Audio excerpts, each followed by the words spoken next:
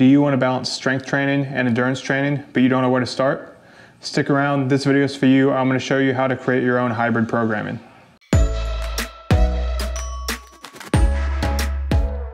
Hello guys, welcome to another video. So this has been a long time coming. I've been working on this video for a little over a month now. I've got a PowerPoint here that I want to show you guys. Don't worry though, it's not going to be a boring PowerPoint. I'm going to keep this informational and keep it exciting, and by the end of this video you're going to be able to go out and make your own hybrid programming. So this video, some things I want to go over, my definition of hybrid programming, some of the common misconceptions that people have with hybrid programming, and then we're going to go over building a program, and I'm going to show you some of my sample training weeks. So my definition of hybrid training is training for strength and endurance goals at the same time. So this is different from training for endurance and using strength as a tool in that endurance, or training for strength and using endurance as a tool for that strength. This is when you have both goals concurrently. So you want to be strong and be fast. Say you want to be in the 1,000-pound club and be able to run a half marathon or a marathon or something like that. That would be hybrid training by my definition. So some common misconceptions I wanted to address at the beginning of the video, because they're things I hear all the time, are A, cardio kills your gains, and B, lifting will make you a slower runner or cyclist in that category. So A, cardio kills your gains is the worry that if you do endurance training, you're going to lose all your muscle or your strength. And really that's not the case. That's really mitigated by your diet. So if you're not eating enough to sustain your endurance training and the muscle mass that you have, then you're going to lose that muscle mass. That's just a fact. So most people don't eat enough. They don't know how much they're actually going to burn, especially if you're coming from a bodybuilding background. You don't really know how much you're going to burn on a long run, and you're going to normally underestimate that. So you really have to be dialed in with your nutrition on endurance training if you don't want to lose muscle, but it's not the hybrid training that kills your gains, it's the diet that kills your gains. And then B, lifting will make me a slower runner, and I'm going to add or cyclist. That is all worried about weight, right? Because if you add weight, you have to travel with that weight. But again, that's mitigated through diet. If you don't want to gain weight, you can eat in a maintenance. You can still gain strength without gaining weight. So again, that's not the hybrid training that's going to make you slower, it's your diet. And on that note, some added muscle mass may actually make you faster depending on your body composition and your training, what it's been like, your training history. If you have some muscle mass, it might actually make you faster. So that's another point, right? Heavy squats and sprints go well together, which we'll talk about later. So as we come to creating a program, I want to give you a quick overview. The biggest thing with hybrid programming is you can't look at strength and endurance as different disciplines. You have to think of them as just stressors, which we'll talk about. But I'll go over that in a little bit. Number one, you're going to have to determine the minimum training required for your goals. So example, if you want to complete an Ironman and you have some strength goals, say you want to stay in the 1,000-pound club, whatever that is, right?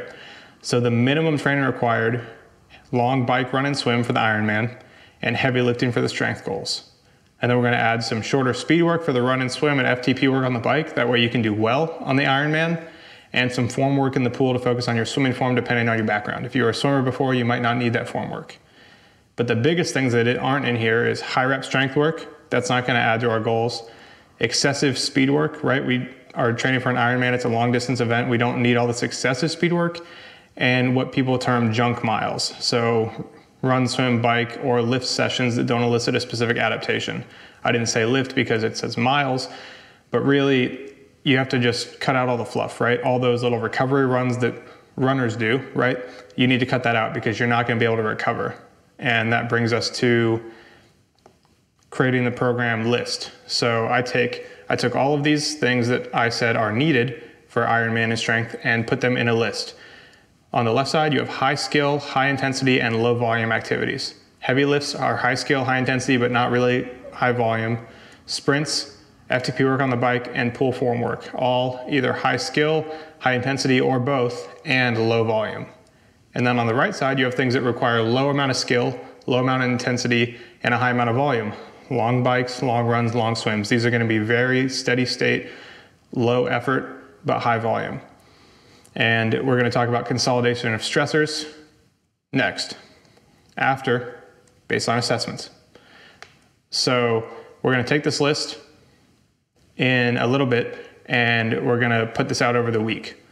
But right now, you're going to need some assessments. So for running, I'm gonna say the two assessments you really need are a lactate heart rate test and a zone 2 test. So you're gonna wanna do the lactate heart rate test first. That's a 30-minute time trial. So what that's gonna look like is you're gonna do a solid warm-up and stretches, and then you're gonna do a 30-minute run as hard as possible, but you need to wear a heart rate like chest strap, and then your average heart rate for the last 20 minutes is an approximation of your lactate heart rate. That's a number you need to keep. I have some videos on my Instagram, and I can certainly post a YouTube video on how to set that up in Garmin to make it easy. I believe I do have actually a YouTube short on that. And then you're gonna take that lactate heart rate and write it down and keep it, because then for the 30-minute run walk zone 2 test, you're gonna just go out for 30 minutes at 70 to 75% of that lactate heart rate and just see your pace. That's kind of more of a baseline. That's not really lactate heart rate you can use in training, whereas the zone 2 test is really just a baseline to see how efficient you are. So you can redo that test often and see how efficient you are. For the bike, the biggest baseline assessment is an FTP test via Swift, Wahoo System, Trainer Road. They all have built-in FTP tests. The thing you need for that is a power meter, which is why I say Zwift, Wahoo System, or Trainer Road, because you can put your bike on a trainer and then do the test via that in erg mode. So if you want to do more research on that, I would just look up FTP tests, Wahoo Kicker or any other indoor trainer, and it'll show you how to do it. But you definitely need FTP tests for the bike if you want to do FTP work on the bike. If you're not going to do FTP work, you don't need to do an FTP test. You can just go by relative perceived effort. And then swim, critical swim speed. I'll put some links on that, but basically you do a 400, rest, and then do a 200. They're both as hard as possible. And then you put that into a calculator, and that gives you your critical swim speed. And then for lifting, the baseline assessments, 3 to 4 rep max is actually more useful and accurate sometimes, especially for people that aren't very trained, because in an untrained athlete, they might just freak out with a lot of weight on their back. So that actually could be detrimental. It could not be very reflective of their actual potential. So a 3 to 4 rep max is generally more useful. And if you're not training for, squat, bench, deadlift, 1 rep maxes really aren't useful in training. So I would recommend a 3 to 4 rep max. Now we're getting into the macrocycle, creating the program. So the definition of a macrocycle is the longest training cycle, typically 52 weeks, or otherwise known as 1 year. This isn't going to be in the weeds of programming the little details. This is just programming the phases of training. So off season, preseason, in season, stuff like that. Because hybrid athletes typically compete in many sports, there isn't really an off season or a preseason. For instance, I have an ultra in April, and then a long bike ride in July, and then an Ironman in September, and a half Ironman I forgot to mention in June, and then I have some strength goals in there, so there's not really an off season.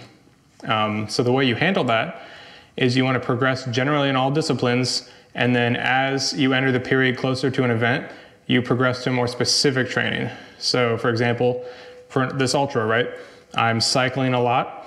I'm also doing the Ironman, but because of the ultra, I'm cycling a lot and lifting legs a lot. And then as I enter the period before the ultra, I'm gonna reduce those bikes and switch them out for runs, and I'm gonna reduce the lifting to maintenance lifting. The reason I do this is because all the bikes gets me a lot of cardiovascular work without killing my knees and my ankles, because hybrid athletes were generally heavier, right? So doing all these long runs in the off season would just add all this pounding to my legs and increase my risk for injury. Whereas I can do a lot of zone 2 work on the bike, and it'll keep my cardiovascular fitness up. And then I can move to that specific lots of miles right before the 60K that I'm running. And then after that, go back to generally progressing in all disciplines. Now we're on to the microcycle. So this is defined as the shortest training cycle, typically within 1 week. This is the more nuanced, difficult part to program, because you've got a lot of stressors that you have to manage within a week. And if you don't program correctly, you're not going to recover, and you're not going to be able to do your training. So as I wrote here, you need an optimal stress recovery ratio to elicit an adaptation without running into the ground. So you need to determine your maximum recoverable volume. So the maximum amount of volume you can do while still recovering from training. So this is going to be learned over time. You can't learn this right away. You have to see your training, see how the stressors, are handled by your body, see when you start to feel running to the ground. And really it's just a learning process with your own body. But my big note is start light. You can always add more. So it's like going out in the winter, right? You can always take clothes off, so bring a lot. I mean, kind of the reverse, but you can always add more. But if you overtrain, it's going to take a long time for your body to recover, and you'll be back at square one. So definitely start light, add more volume until you are having trouble recovering, and then that's probably your maximum recoverable volume. And this is where I said we were going to have the categorized list and consolidate stressors. So you're going to want to lay out the week. Here's this graph that shows volume and intensity. You're going to want to lay out the week to where this would be Monday and this would be Sunday, is how I program, right? And your volume is really low at the beginning of the week and your intensity is really high. So that would look like all this stuff: heavy lifts, sprints, FTP work, and pull form work would kind of go towards the middle of the week here, as you kind of cross over with volume and intensity kind of meeting in the middle. And then towards the end of the week, really low intensity, really high volume. So there's your long bikes, your long runs, your long swims. So the reason for this is at the beginning of the week, you're most fresh. And you need to be fresh for high intensity and high skill work, right? That's the highest risk for injury. That's stuff where you want to practice from a skill perspective. You want to practice it correctly, heavy lifts, right? And then towards the end of the week, you're more fatigued. You can do this low intensity, high volume work, like these long, slow runs, these long, steady state bikes. And actually, you might notice if you're looking at this graph, it's going to repeat. So you've got high volume, low intensity, and then it's going to repeat high intensity, low volume. So you might be asking yourself, how am I going to be recovered? You're saying I'm going to be fresh here, but it doesn't look like I'm going to be fresh. Actually, if you have the intensity where it's supposed to be on this day 7, this high volume work isn't going to fatigue you that much for your high intensity, low volume day come Monday, as I'm saying this. So it's actually very common for me to do a very long bike and a very long run at the end of the week and then come and set a PR on, run intervals on the track on Monday. So it's, seems counterproductive in your mind, but really it works out to where this is more of a recovery for your body.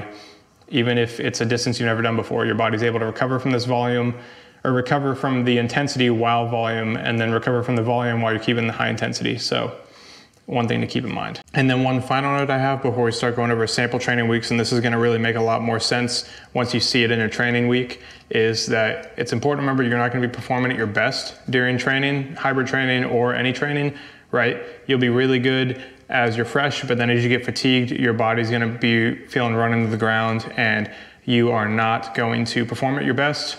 And one quote I pulled from Alex Viadas, the hybrid athlete, because I just thought it was so good, is that the athlete will be sore on this programming, the athlete will be fatigued, the athlete will be underperforming until he or she is peaked, and this is not a bad thing.